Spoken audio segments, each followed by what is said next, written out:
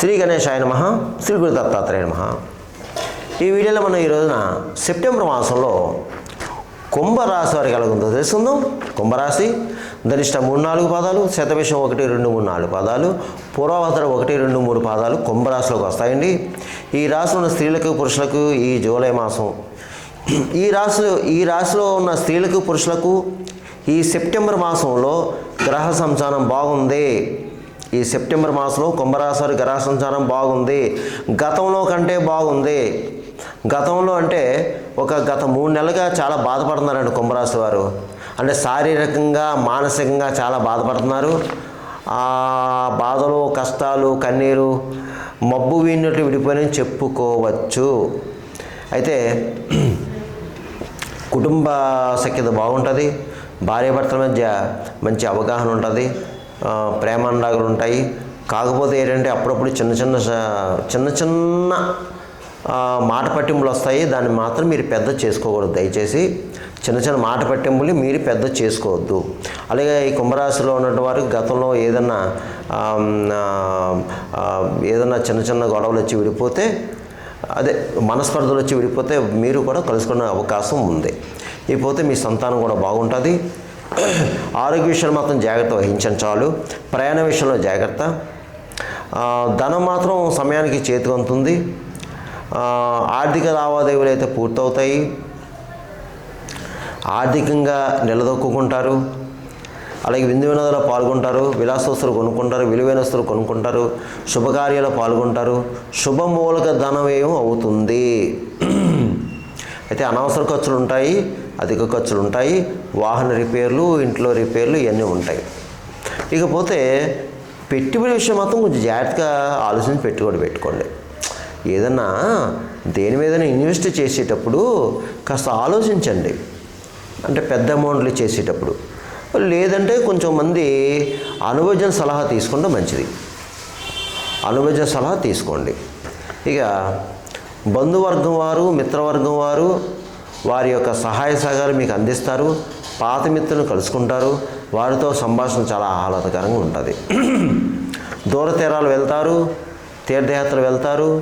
అలాగే దైవ కార్యంలో పాల్గొంటారు. దైవ సంబంధించిన పనులన్నీ చేపడతారు చక్కగాని. అయితే విదేశాల్లో ఉన్నవారికి బాగుంది. విదేశాల్లో వెళ్ళే వరకు కూడా బాగుంది. ఎందుకంటే విదేశాల్లో కొంతమందికి జాబులు లేవండి.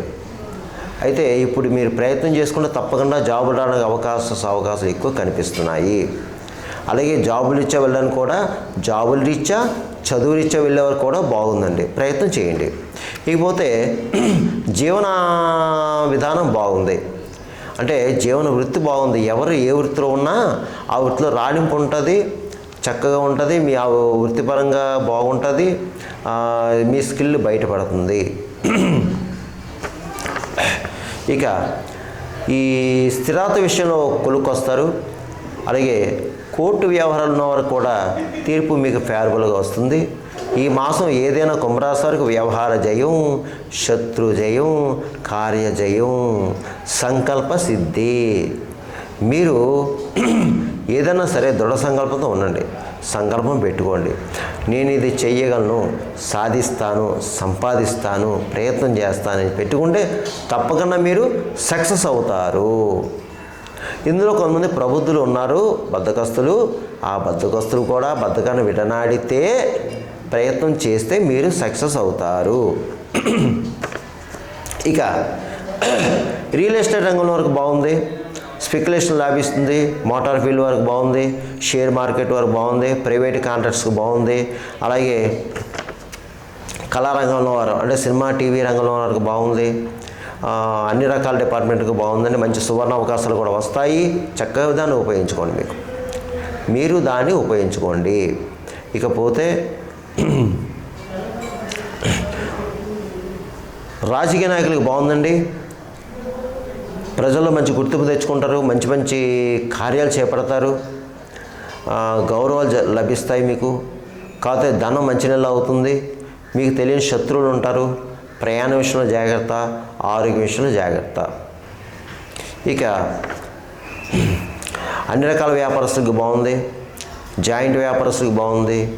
కొత్తగా వ్యాపారం పెట్టుకోవచ్చు, మంచి లాభాలు వస్తాయి.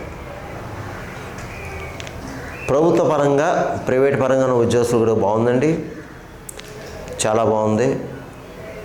మీకు ప్రమోషన్తో కొన్ని బదిలీ రావచ్చు, స్థల మార్పు కనిపిస్తుంది, స్థానచలనం ఉంది, గృహ మార్పు ఉంది, అలాగే మీ శాలరీస్ పెరుగుతాయి. ఇక పై అధికారుల ప్రశంస పొందుతారు. మీరు తోటి సహోద్యోగులు కూడా మిమ్మల్ని గౌరవిస్తారు, మీ సలహా తీసుకుంటారు. చదువుకునే విద్యార్థులు ఎవరైతే ఉన్నారో మీకు బాగుందని చక్కగా చదువుతారు. అయితే చదువుకునే విద్యార్థులు సరస్వతీదేవి ఆరాధన, సరస్వతీదేవి స్తోత్రాలు, హయగ్రీవ స్వామి ఆరాధన, హయగ్రీవ స్వామి స్తోత్రాలు చదువుకోండి, మీ చదివింది గుర్తుంటుంది.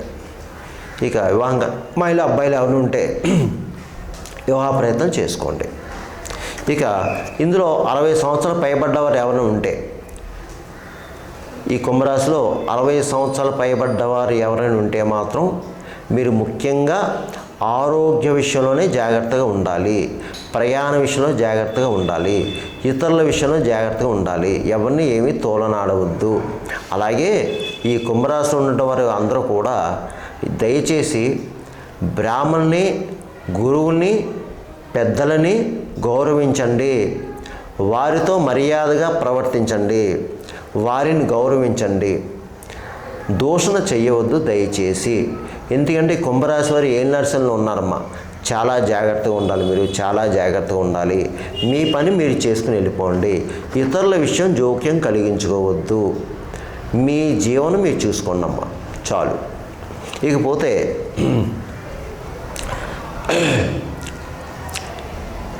నేను చెప్పిన ఈ పరిహారాలు కేవలం మీకు 40% పనిచేస్తుంది, మిగతా 60% మీ జన్మజాతకం, మీ జన్మలగ్నం, మీ జన్మలగ్నం నుంచి ఉన్న యొక్క గ్రహాల యొక్క పరిస్థితి, మీకు జరిగే దశ అంతర్దశను బట్టి ఉంటుందమ్మా. ఎందుకంటే ఈ రాశి ఫలాలు అందరికీ